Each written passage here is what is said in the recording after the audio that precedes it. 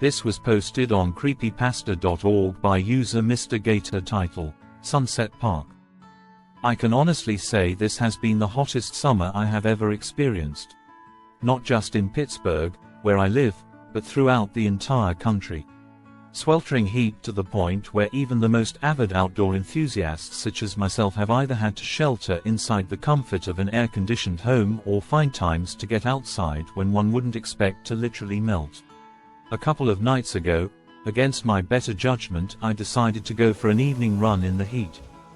I consider myself a pretty experienced runner, and thought that I could handle a couple miles even in the sweltering heat.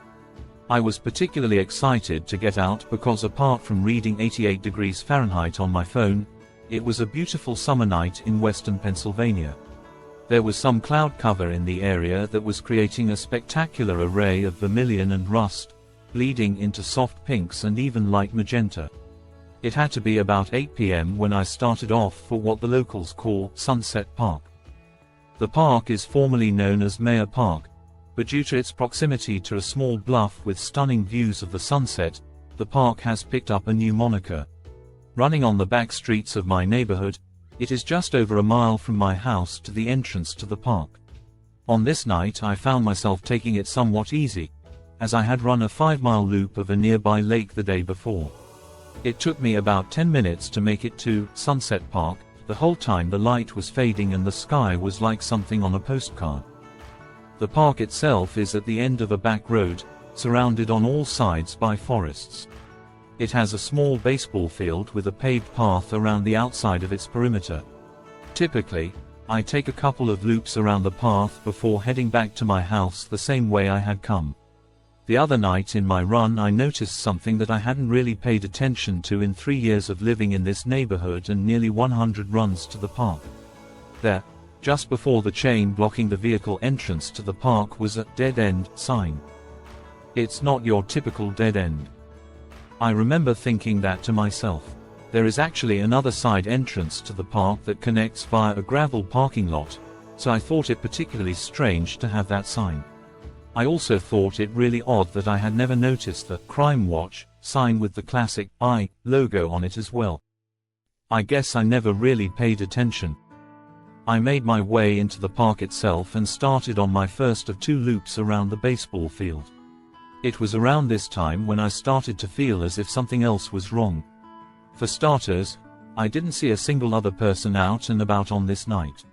I live in a pretty quiet neighborhood, but typically when I go for a run to the park I see at least a handful of runners or people walking the dogs or kids on their bikes, but this evening there wasn't a soul to be seen. I ignored the sinking feeling in my stomach, only to hit a wall about halfway around my first lap that almost knocked me out. It was not anything physical, but the smell of something recently deceased. I gagged into my hand and started jogging again, only to look up and see an odd-looking older couple walking. They looked as if they were in their late 50s, early 60s, and both were a bit overweight. The man was bald on the top of his head with short white hair on the sides and back. He also had a long straight white mustache that made him look a bit like a walrus. The man was average height and his wife was quite short. She had straight hair that barely came past her ears, and she wore what I can only describe as grandma glasses. They looked like any normal couple out for a walk, but their outfits were very interesting. They both seemed to be wearing short-sleeved raincoats without a hood. His was light blue and hers was light pink. I had never seen raincoats quite like them before, so it really stuck with me. They were just to the side of me on the path, so I moved to the edge to give them some room before I would pass them. They were close enough to me that they had to also be smelling what I imagine was some kind of dead animal just off the path in the woods. As I got closer to them about to pass, I called out, "Something smells like death over here, probably a dead raccoon or something." They didn't respond, but instead just smiled at me. Usually when someone smiles at you it should put you at ease. Their smiles did not, but rather gave me goosebumps and a sense of dread. It wasn't that they were smiling at me, but the way that they smiled at me was extremely unsettling. It was almost as if they were forced to smile. I shook it off and started to jog past them, and just before we crossed on the path I looked up to see if they were still smiling at me. But now they both seemed to have a look of abject horror on their faces and were no longer looking at me, but staring at something on one of the trails, a series of which webbed throughout the woods behind the park.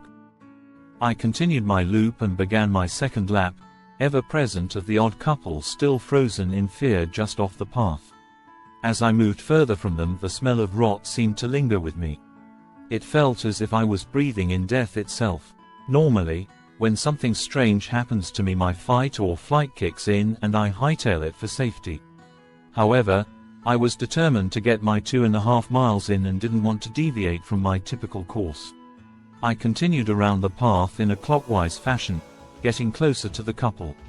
As I came around the first baseline and was closing in on them behind the backstop, I thought I'd take a minute and try and get a better look at what they were transfixed on.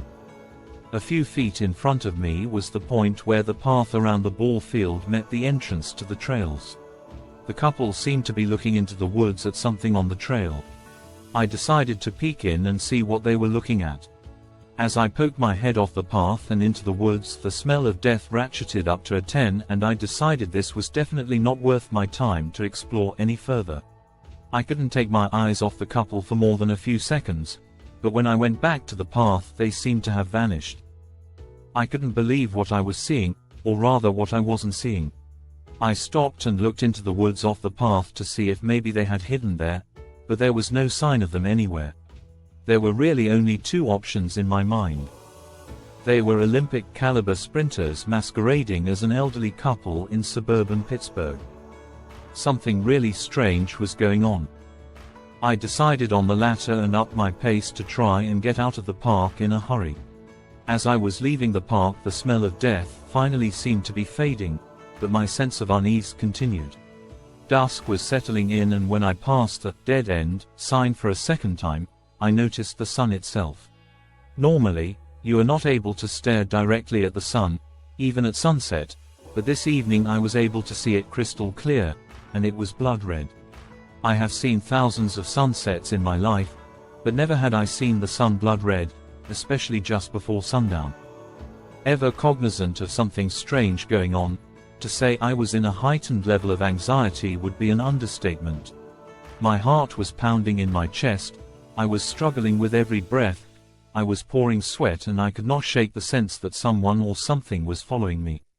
I looked back over my shoulder, convinced I would see something terrifying just behind me, but there was only a growing darkness, and some light haze from the heat. "Get it together, Alan, there is nothing behind you." I felt the knot in my stomach relax a bit, knowing there wasn't anything behind me, and for a few moments I was actually enjoying the end of my run. As I made my final approach to my house, it had shifted from sundown to dusk and the street lights had come on. I rounded the corner into my little dead-end street, consisting of only 5 houses, and what did I see but the older couple standing at the bottom of my driveway. "Holy shit," I exclaimed. I was floored that this couple could actually be standing there. "What the hell are you doing here?" I yelled at them before I could get my emotions under control. I was trying to rein myself in. Maybe these people needed help. Maybe they were lost and recognized me from the park. Maybe there was some type of reasonable explanation for all of this. Though I tried to be rational, I was quickly unraveling inside and barely holding it together. I was visibly shaking as I drew closer to my steps, and all the couple did was smile their matching sinister smiles at me. "Are you hurt? Do you need help?" I asked, hoping to get something out of them. "How did you guys get here so fast? And ugh, how did you know where I lived?" I didn't really want the answers to either of these questions. I was just trying to keep it light and get by them and into my house. It was then that I noticed something was off about their blue and pink rain shirts. They were thrashed horrifically, as were their faces, necks and arms. They were covered in blood, the exact same shade of the sun I had recently marveled at. I sprinted past them and through my front door, locking the deadbolt behind me. As soon as I was in, I opened my Ring doorbell camera to see if they were still out there, not having the courage to actually look out the window. To my relief, the live feed showed nothing out front beside the cars in the driveway. I checked the other cameras around the house just to be sure. Backyard, nothing. Garden, Nothing. Garage. Nothing. Side yard. Nothing. Thank God, they're gone. It was as if a weight had been lifted from me. I took my first good breath since before I had arrived at the park, but then I began to think further on it. Maybe the cameras could show me how they had gotten to my house. I reopened the Ring app on my phone and went to the front door camera. I went back 10 minutes, but there was no sign of the couple. I sped through the footage until I saw myself appear out front. In the footage I see myself stop by the driveway. I can hear the conversation I had with the older couple, but in the footage I am talking to no one. They are not on the screen. Not that they were off screen and couldn't be seen, they were not there. At this point panic began to set in and I knew I had to tell my wife what had happened.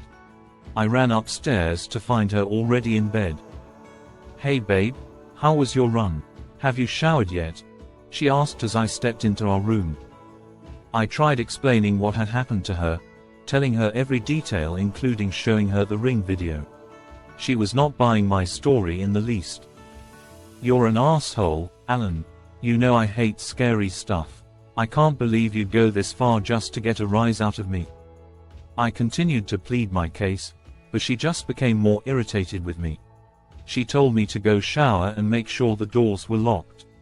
I checked the locks on our doors first, then made sure the locks on our daughter's window were secure. In the shower all I could think about was that couple and the smell of death that still lingered in the back of my throat. I tried to convince myself that it was just the heat and I had underestimated how dehydrated I might have been. I tried to rationalize what had happened, but in the back of my head I knew what I saw.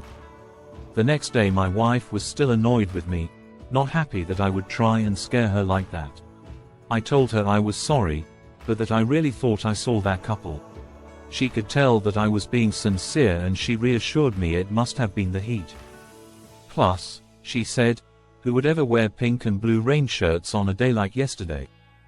As we enjoyed our morning cup of coffee we turned on the local news to see if there was anything on about the incessant heat. I stepped out of the living room into the kitchen to make some toast and get breakfast ready for our daughter before she woke up. As I pushed the toast down into the toaster I heard something drop in the living room.